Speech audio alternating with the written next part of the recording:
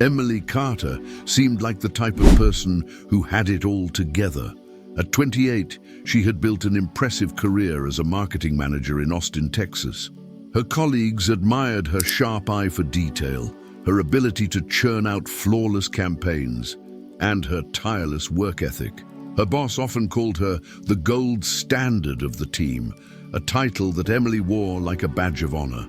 But what others didn't see was the immense pressure she put on herself to live up to this image, a pressure that was slowly consuming her.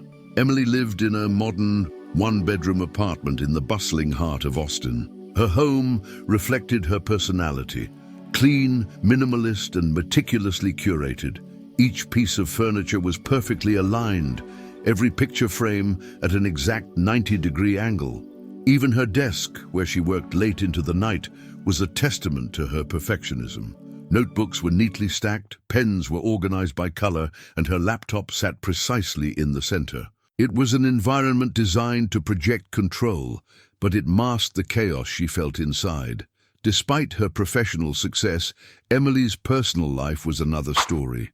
Her friendships had grown distant, her dating life was non-existent, and her weekends were often spent re-editing work projects that had already been approved. She told herself she was just being thorough, but deep down, she knew the truth. She was terrified of failure.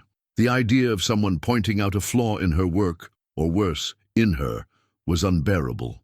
So, she pushed herself harder, believing that if she just did everything perfectly, she could avoid the pain of criticism. This belief, however, came at a cost. Emily's anxiety was a constant presence, a shadow that followed her everywhere. At night, she lay awake replaying conversations and obsessing over minor mistakes. She avoided hobbies she once loved, like painting, because she felt her work would never measure up to her own impossible standards. Even cooking, which she used to find relaxing, became a source of stress when her dishes didn't turn out Instagram-worthy. Her world was shrinking, and she felt trapped in a cycle she couldn't break. The breaking point came one Tuesday morning during a routine meeting.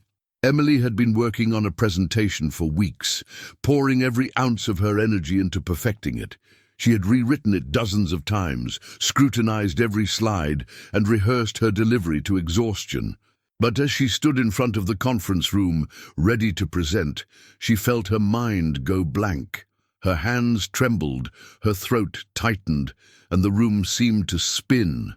It was a full-blown panic attack, and it left her shaken to her core.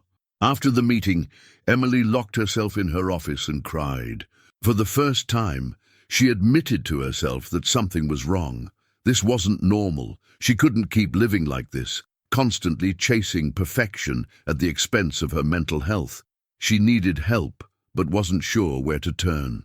That evening, as she scrolled through her phone in search of answers, she stumbled upon a podcast by Dr. Vincent Vale, a therapist known for his practical approach to tackling perfectionism. His calm, reassuring voice immediately drew her in. Perfectionism isn't about striving for excellence, he said. It's about fear. Fear of failure, fear of judgment, fear of not being enough. But the good news is you can overcome it. You just need the right tools and a willingness to change. Something about his words resonated deeply with Emily. For the first time, she felt understood. She realized that her perfectionism wasn't just a personality quirk, it was a defense mechanism rooted in something much deeper. Inspired by the podcast, she decided to reach out to Dr. Vale and schedule a consultation. When she walked into his office for the first time, Emily felt a mix of hope and apprehension. The space was warm and inviting, with soft lighting, comfortable chairs, and bookshelves lined with titles on psychology and self-help.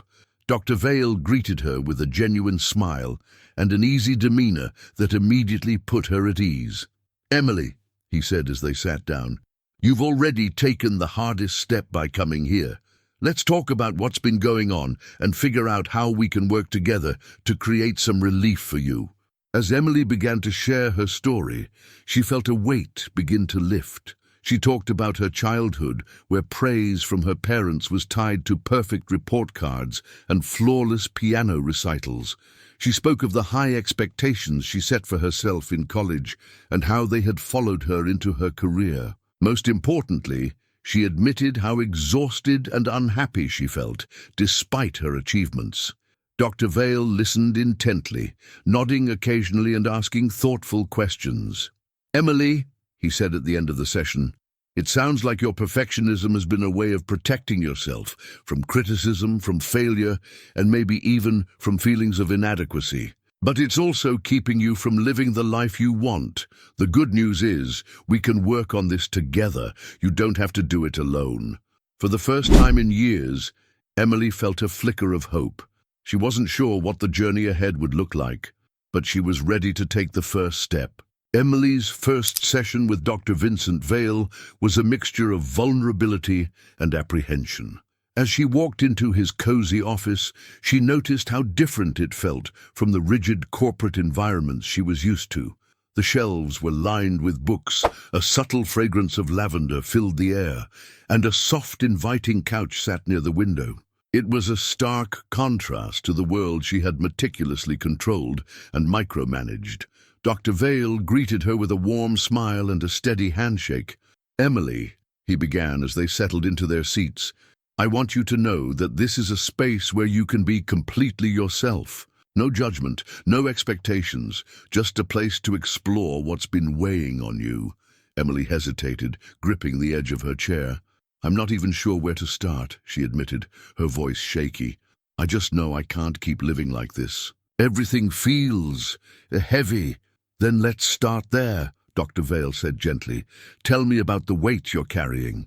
As Emily began to share her story, the words came out slowly at first, but soon they spilled out in a flood of emotions. She spoke about her childhood, where her parents' love seemed tied to her achievements. They were never cruel, she clarified, but it was like, if I wasn't perfect, I wasn't enough. I carried that into everything I do, school, work, even hobbies. And now I just feel stuck. Dr. Vale listened intently, occasionally jotting down notes. "It sounds like perfectionism has been your shield," he said. "A way to protect yourself from feeling unworthy, but it's also become a trap, hasn't it?"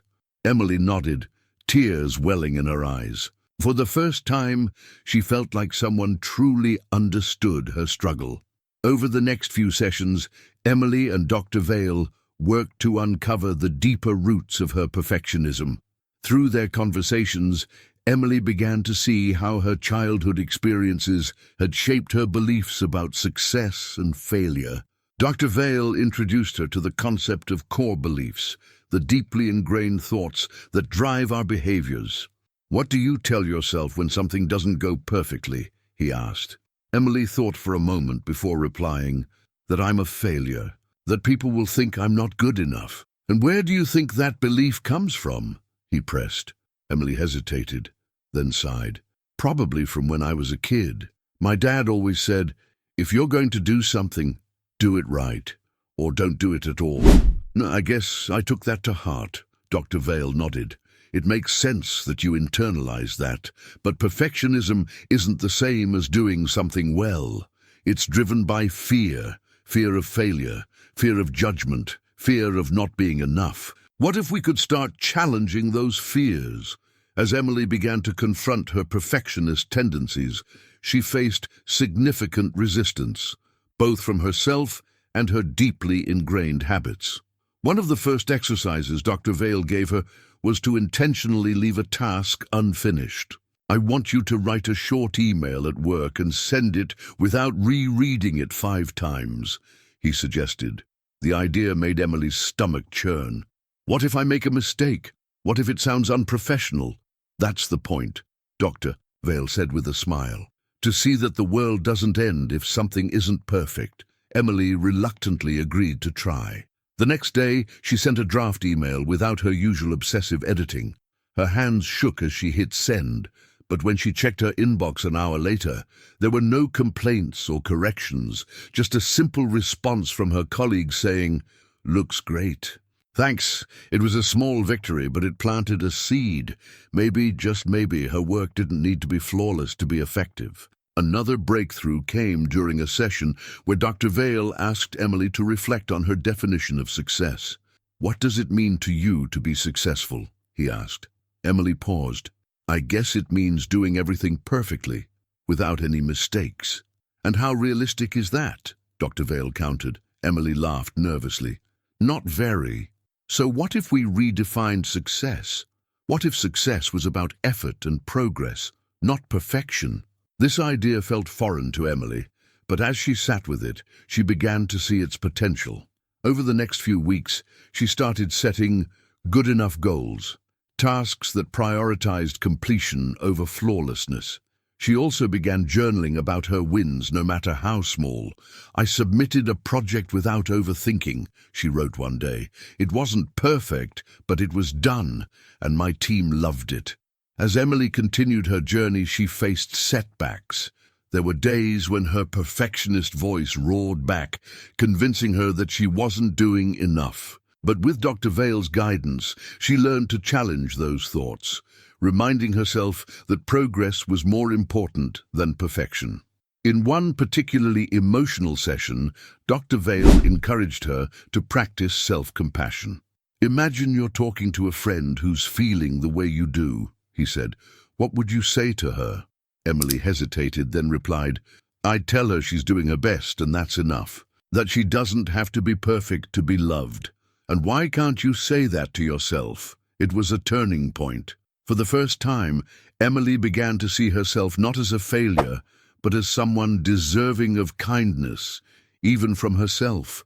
Months into her journey with Dr. Vale, Emily felt stronger and more in control. She had made progress in embracing imperfection, writing emails without obsessively proofreading, setting more reasonable goals, and even painting again, letting the brushstrokes be messy and free.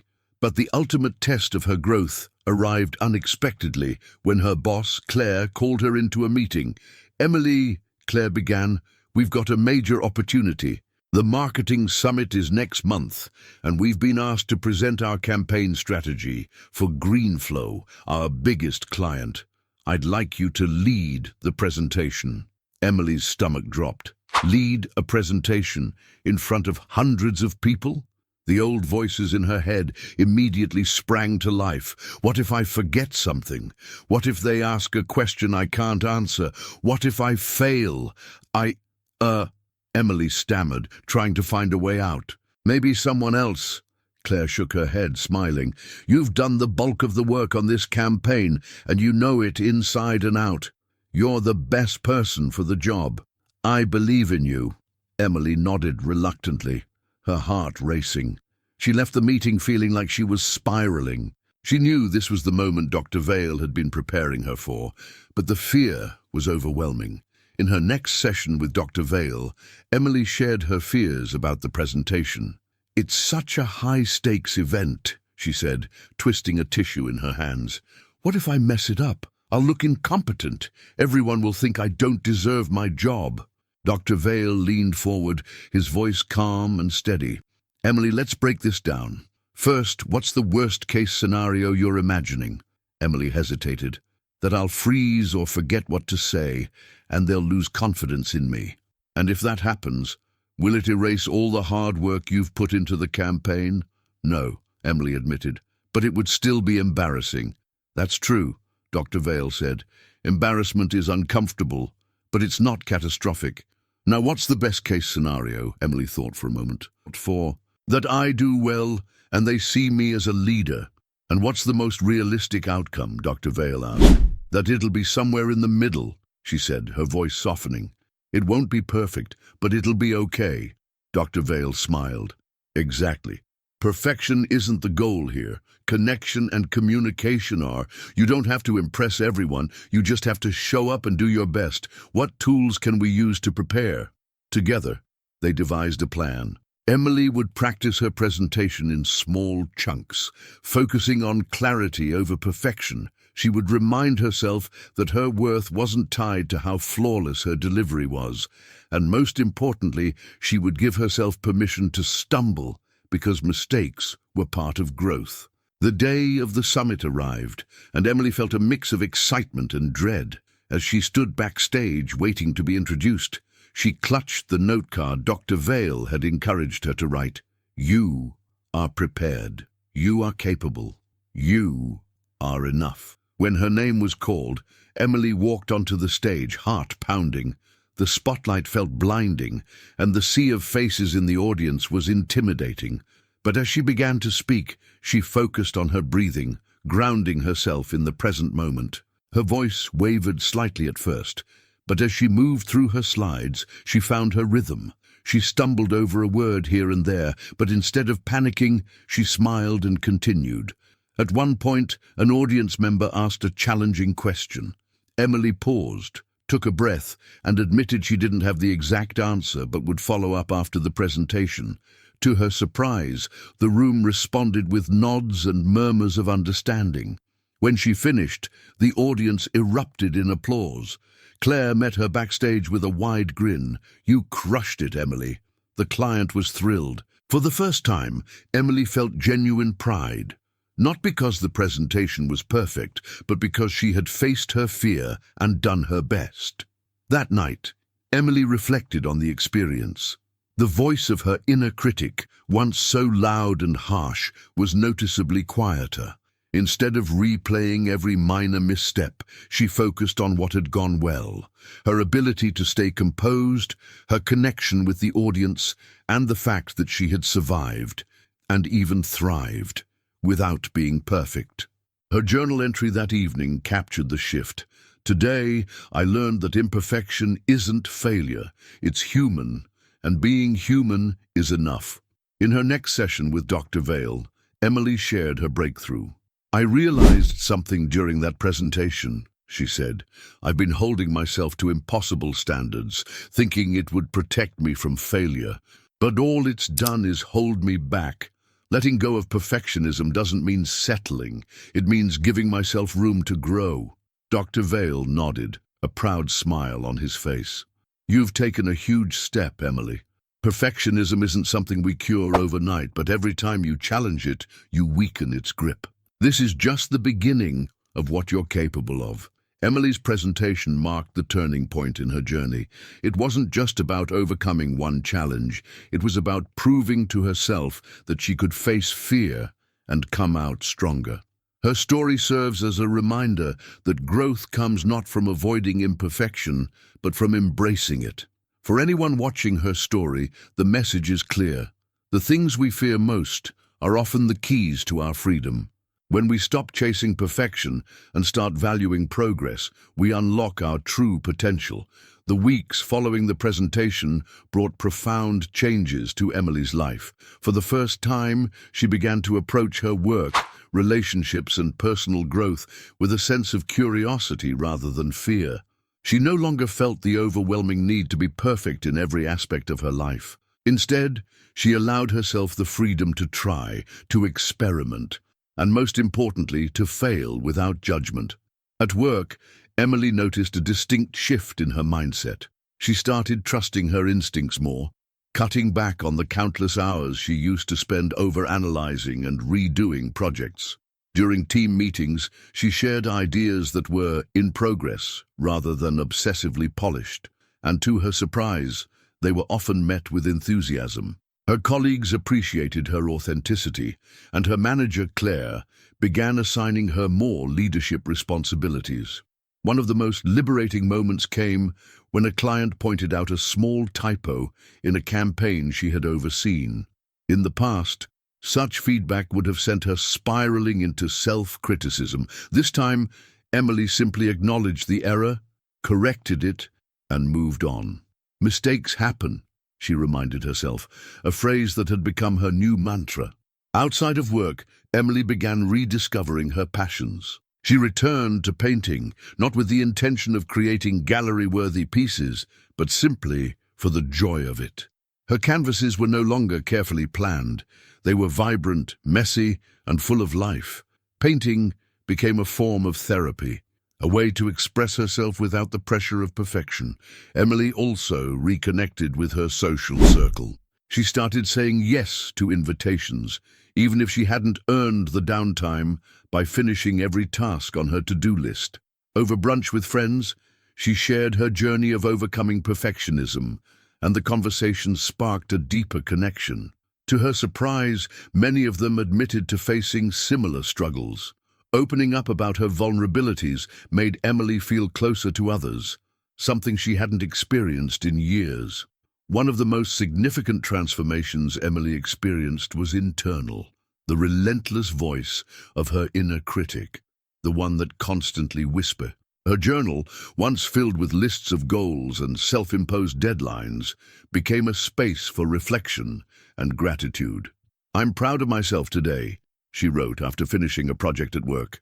"Not because it was perfect, but because I trusted myself enough to let it be good enough." This emotional shift was evident in her demeanor. Friends and colleagues noticed that Emily seemed more relaxed, more open, and even happier. She carried herself with a newfound confidence, one that came not from trying to meet impossible standards, but from embracing her imperfections. For Dr. Vale, Emily's journey was both inspiring and instructive. In his years as a therapist, he had worked with many individuals like her, people trapped in the cycle of perfectionism, using it as a shield against vulnerability.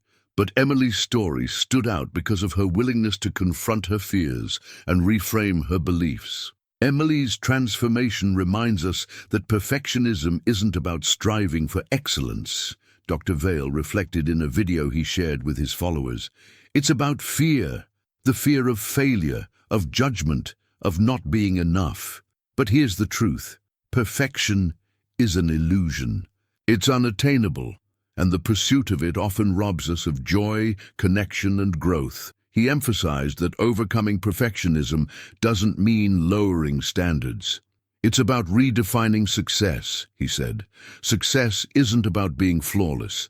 It's about showing up, trying your best, and learning from the experience. Emily's journey shows us that when we embrace imperfection, we create space for authenticity, resilience, and true accomplishment. Emily's story resonated with many of Dr. Vale's clients and followers. Her experiences mirrored the struggles of countless others who felt trapped by their own high standards. Her journey offered hope and a roadmap for change. For viewers of her story, the message was clear. Perfectionism is not a badge of honor, it's a barrier. Letting go of the need to be perfect doesn't mean settling for mediocrity. It means freeing yourself to explore, grow, and succeed on your own terms. Dr. Vale encouraged viewers to ask themselves, what am I afraid of? What would happen if I allowed myself to be imperfect today? These simple questions, he explained, could be the first steps toward breaking free from the perfectionism trap. To conclude, Dr. Vale addressed the audience directly. Emily took the courageous step of confronting her perfectionism, and it changed her life. What's holding you back? What would your life look like if you stopped chasing perfection and started embracing progress? He encouraged viewers to take a small, actionable step. Leave a project as good enough. Say yes to an opportunity, even if they don't feel fully ready, or practice self-compassion the next time they make a mistake. Transformation doesn't happen overnight, Dr. Vale said, but every time you challenge perfectionism, you take a step closer to freedom. So, why not start today?